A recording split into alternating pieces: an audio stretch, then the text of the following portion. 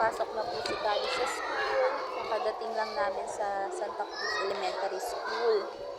Lalakad na po siya papunta sa room niya. Dahan-dahan na.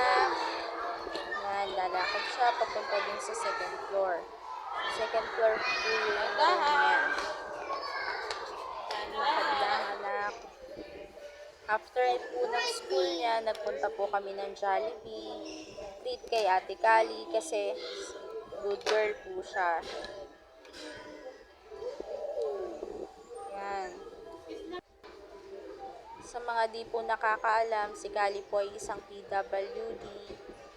Meron po siyang autism with ADHD. Pag kumakain po kami sa Jollibee, nakaka-less po kami ng 20% kasi meron po siyang PWD ID.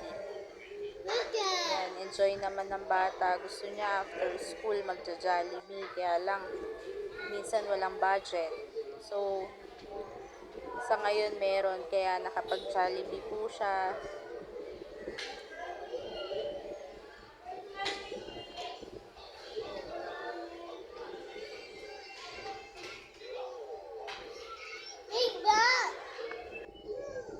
Happy naman ang baby namin. Kaya nag-stay po muna kami sa isang lugar. Nag-picture-picture po siya, pero wala kaming maayos na picture niya. Ayaw tumingin sa camera. Ayan, baby Kali. Bye-bye!